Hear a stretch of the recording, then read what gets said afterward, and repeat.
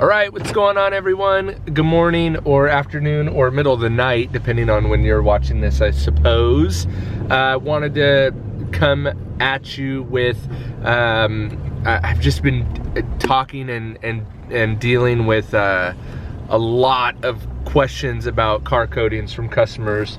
So I wanted to kind of jump in and tell you three aspects or three things that I sell customers on coatings for. So there's a lot of junk out in the market, a lot of misinformation, a lot of bad information, and by no means am I a coating expert. I'm just a detailer who's selling coatings. How about that? So whether you have a differing opinion on this or whatever is totally fine. I'm just gonna share what's working for me. How about that? So, and doing a lot of coatings.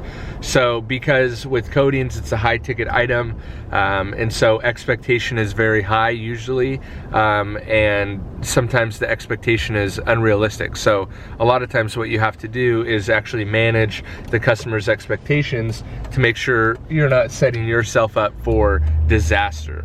And that's what has happened to me once or twice, and I've heard horror stories of it happening to other guys, of just they didn't set the proper expectations for the customer, and then the customer was let down because the expectations were set too high, and so it can become a very sticky situation in a hurry. So three things that I sell coatings on and I really hammer home when talking with the customer setting it up. And another, just a quick little bonus thing, is that when you're selling a coating, since it is a higher ticket item, the sales cycle is much longer than traditional. Gosh, I have like everything rolling around in my truck today.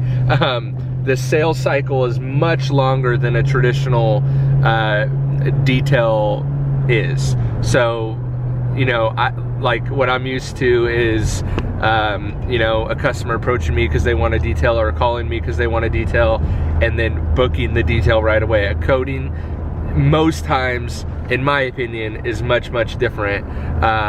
It's, you know, a couple months, 3 months, a lot of conversation, 6 months, you know, a year, unless they're unless they have hands-on experience with what a coating does, then that can significantly shorten the sales cycle. So three main attributes of a coating that I sell on and focus on selling on. Number one, longevity of the clear coat underneath. Most people don't give a crap about this. So how I phrase that, or how I make it make sense in a practical sense, is that you're locking in that newness of the clear coat or your painted surface of the car. So that newness that everyone loves and enjoys, you're locking that in, the freshness of it.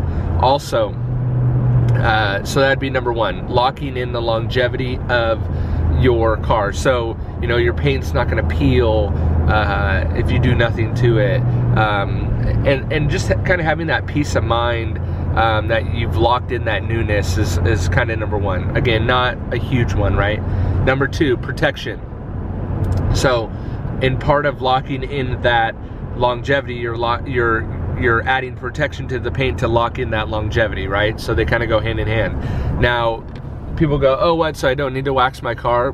Right, but I like to put it into more realistic terms. So like this, hey, you know, especially for people that say that their car's never ever outside, you know, that one fluke day you go to the mall, you go to lunch, to dinner, whatever, to breakfast, and you park your car outside, or it happens to get parked outside, and a bird poops on it. You see it, but your car's fairly clean, and you think, I got a couple days, I'll deal with it in a couple days.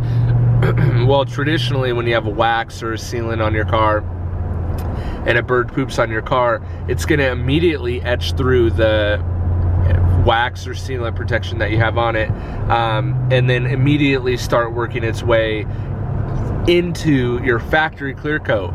Now, a car coating or ceramic coating, glass coating, titanium, whatever, is going to be that artificial clear coat on top of your factory clear coat. Remember, we're locking in the factory clear coat with a bunch of protection. So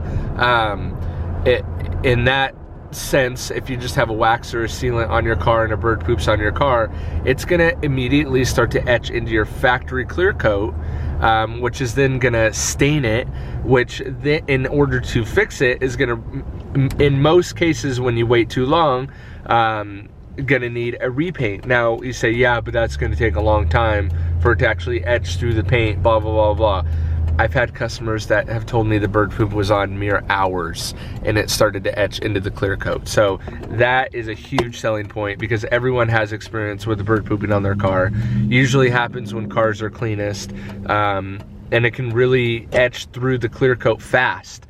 And so that one aspect right there seems to really hit home with people. You know, they don't want any damage. They want to stay away from the body shop.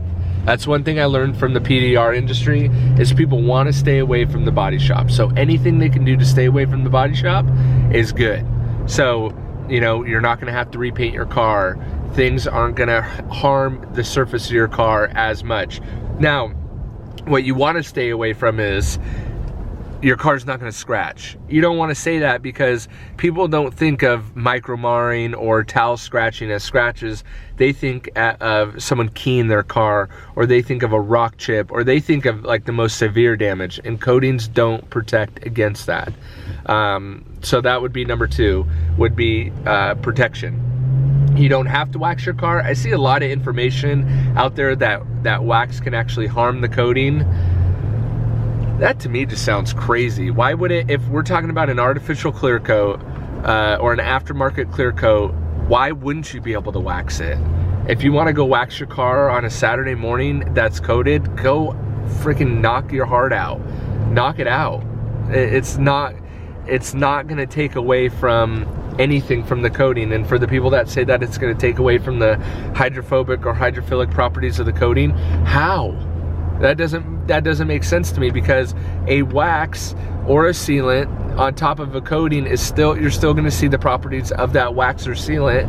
And most of us know that wax and sealants really don't last as long as people and companies say they last.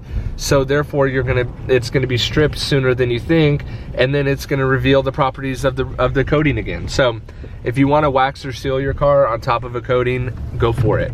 Knock your heart out. Knock your heart out. I don't think that's what that saying is, but whatever. And then number 3, the final attribute that I sell coatings on that seem to work very well is ease of maintenance.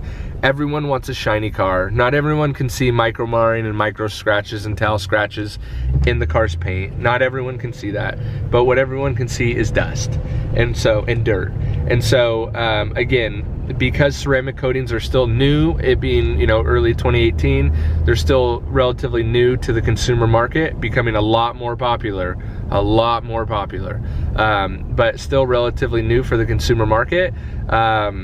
You have to sell on attributes that are understandable and relatable. So the third attribute that I sell on is the ease of cleaning, and that your car is going to stay a little bit cleaner, a little bit longer. Not a ton longer, but it's going to stay cleaner longer.